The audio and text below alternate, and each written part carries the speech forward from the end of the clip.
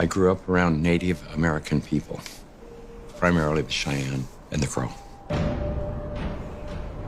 I remember coming home one day and we were going to go into one of the kids' teepees with his parents, and the mother said, "Take those shoes off, they'll make you sick." It was just strange why she would say they would make you sick. Well, I wouldn't have had a clue at that time. In simple terms, grounding is literally putting your bare feet on the ground. When you do that, you're in contact with the earth, and Mother Earth is endowed with electrons. And these electrons are literally absorbed through your feet. It's like taking handfuls of antioxidants, but you're getting it through the feet. Grounding means connecting to the earth to support the specific function of the organs of your body. It supports the body as a whole, but it specifically supports organ systems down to the tissues and the cellular function of the entire body. In 1960, we invented synthetic materials. The first thing we did was we put synthetic soles on the shoes. We started wearing sneakers. So it's the most common sense thing that we are organisms that live and grow and depend entirely on the earth while we're alive. And yet we have completely isolated ourselves from it. We're so disconnected that it becomes this weird thing if we actually slip our shoes off. 95% of people walk insulated on the earth. This was the single thing that happened that probably caused the proliferation of inflammation-related health disorders far and above anything else. This is so incredible. This is Nobel Prize material. I got involved in the cable industry in the early 60s. I first learned the need to ground cable signals as we were developing the industry. When you run a wire into the house, before you can go into the house, you have to ground the cable. I mean, you have miles of wire hanging up there in the air. If there's lightning in the air, it's going to hit the cable. And so what you want to do is create a path to ground for the lightning so that it doesn't enter the house or blow up the TV or create a fire. One day I was sitting at a computer and the computer kept crashing. I knew it was static electricity, so I put a piece of tape across my desk and grounded it. Then I realized in that process that the outlet wasn't grounded, so I fixed it so that I could get rid of the static electricity. And I didn't think too much about it. I walked outdoors and I sat on a bench. This tour bus pulled up, and it looked like they had just been to one of these outlet malls, and white Nike shoes were on sale. It just dawned on me. I asked the question, I said, I wonder if it's possible that humans are, we're no longer naturally grounded. I wonder if these shoes could be interfering with us.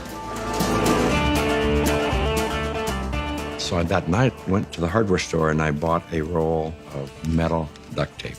And I just taped it across the bed. I threw a wire out the window and it had a ground rod outside. I connected to the ground rod on one side and connected to the metal duct tape that I had laid on the bed. So when I laid down on the duct tape, I was like grounded because it was connected to the earth. I woke up the next morning and I thought, holy cow, there's something going on here, because normally for me to go to sleep, I had to take Advil. So I tried to find out what I could. The internet was hardly anything. This is back in '99.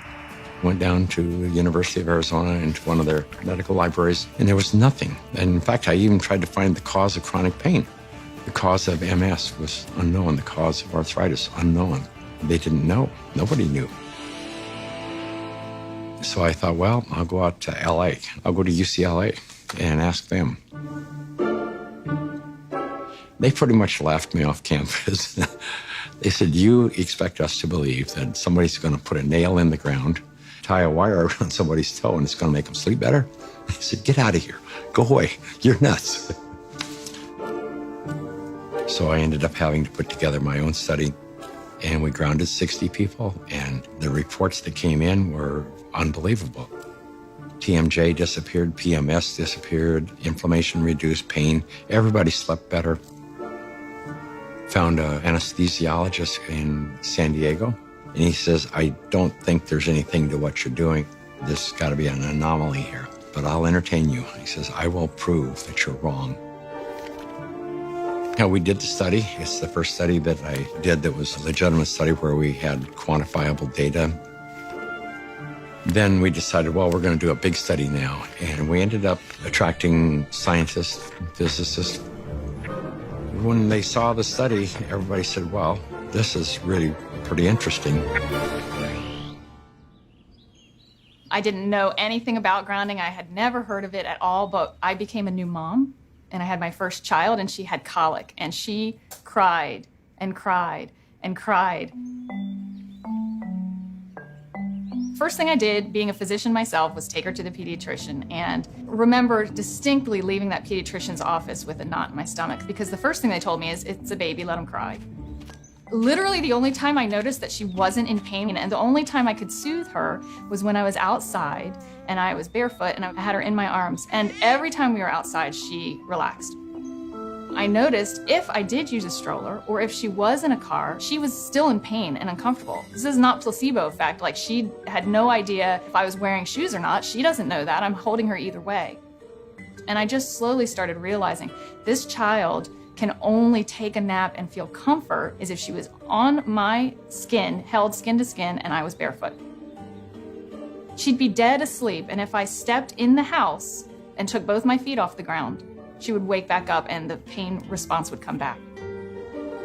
And I didn't know what it was called, and I didn't at that time feel comfortable thinking about using it in my conventional medical practice, but I just knew that this is what I'm gonna do to help my child. I was working with a mentor of mine, and she recommended that I ground my energy. I didn't know what she meant by ground yourself. So the first thing I did was go home and look it up on the internet. And through doing a search about grounding, I found Clint Ober's work and the book about earthing. And I realized that it's a real thing and a real healing modality with tons of medical literature behind it. I first learned about grounding maybe 12, 13 years ago through one of the trainers for the Tour de France team from the US, and he was using it with many of their athletes and with surprising results. And I think that's surprising best summarizes my response to it, because it didn't seem to make sense. I think I became a believer once I started to explore the science. If you take a microscope and you look at a piece of wood and you go down, down, down, all of a sudden there's nothing there. There's molecules, but they're not even connected. What's holding them together? What's the force that's holding everything together? Our body is electrical. This is all electronic equipment. The heart, the lungs, the brain. I mean, this is electrical equipment. It's all electrical. Everything is electrical. Unbeknownst to us, we live inside a battery. The surface of the Earth is charged negatively, and the ionosphere, which is a layer of the atmosphere about 60 miles up, which is ionized by the sun, meaning that the rays of the sun are so strong that they split the molecules into a positive charge and a negative charge. The negative charge are transferred to the surface of the Earth through lightning mainly, and the positive charge stay 60 miles up. The problem arises when we don't have negative charge. So we need grounding just as we need air and we need sunshine. Stephen Sinatra, who was a cardiologist from back east, was attending a convention. We sat down with Stephen and told him the story of what I was doing. Now he said, well, if you're affecting pain, he says, you need to be researching inflammation.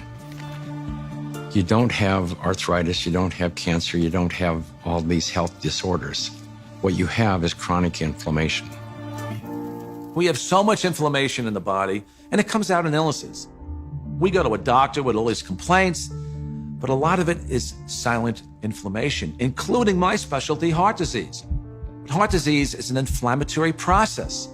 So how do we reduce inflammation? Inflammation is produced by neutrophils, which is a white blood cell. You have an injury, you have a damaged cell. And so these white blood cells come over and they encapsulate the damaged cell and they release reactive oxygen species, which rip electrons from the damaged cell, and that destroys the damaged cell. If there's not enough free electrons there to reduce the remaining radicals, they're going to steal an electron from a healthy cell and in the process damage it. Then the message goes out to the immune system and another neutrophil does the same thing, eliminates that cell, and then you end up with a chain reaction. ATP is short for adenosine triphosphate. It's the energy currency of the cell. So we're bioelectrical beings. That's the currency of our body. That's how it works. That's how we run our biological systems, is by generating this electrical energy that's transferred. And when we connect to the earth through a conductive surface in some way, there's a transfer of electrons that slowly go into our body.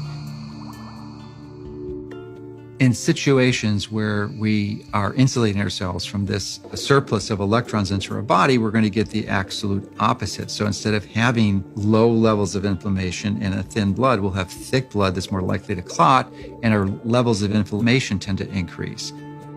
You could take anybody who has chronic pain. It doesn't matter who they are. It doesn't matter what's wrong. And ground them, and you're going to have a significant reduction in pain. You're going to stop the oxidation or the inflamed portion. That stops almost immediately. Then the body can heal and return to normal. And healing generally is improved by 60–70%.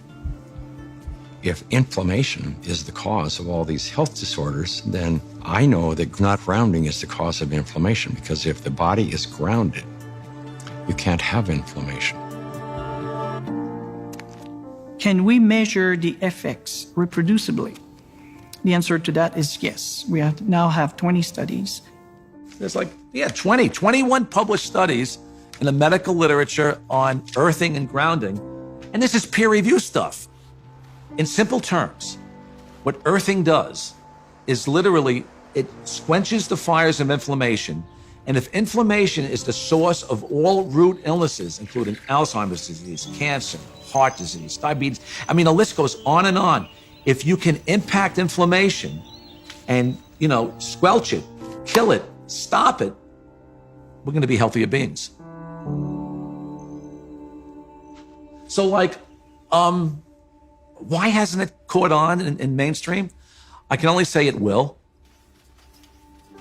There's a well-established, traditional, conventional system that relies on expensive intervention. So they'd like to perpetuate that, and they're not too interested in having some competition coming in for a lot less expensive to sort of sabotage their profit levels. Because their goal isn't to help humanity. Their goal is really, as corporations, is increase their profit. The question becomes, how much of an influence has lack of grounding been in the epidemic of disease that we have? Is this grounding a factor? The light switch went on, and I thought, we're doing things completely backwards here. A typical day for a child is completely ungrounded. Most children wake up sleeping on a bed that was not grounded in a house or a building or on a floor that was insulated from the earth. And then they go immediately into a classroom that's insulated. And even on recess, in the recess period, they go outside and are literally fenced in and are paved with asphalt. And then they have after-school activities, which are either indoors or if they're outdoors, they are literally required to wear protective gear. Even if they're exercising for 2 hours after school, 100% disconnected from the earth.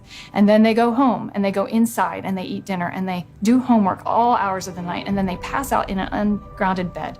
So that's a 24-hour period of time completely ungrounded, and that goes on day after day after day. There's a resistance to integrating novel thoughts. And many times new ideas aren't implemented until the people who hold the counter opinion die. The good thing about grounding is that you don't need a doctor to tell you to do it. You do not need a physician to recommend it to you. You can try this anytime. It is your birthright because you live on the earth. I ground every day. Hey, I want to be connected to the earth as much as I can. I would say about 95% of the day I am grounded because I believe it's just a no-brainer. Go outdoors, take your shoes off, stand barefoot on the earth, or sit on the earth, put your feet and your hands on the earth, and you will instantly notice the pain and inflammation begin to drain from your body. I got my life back is probably the most common refrain that I hear. Thank you, I got my life back. I got my life back.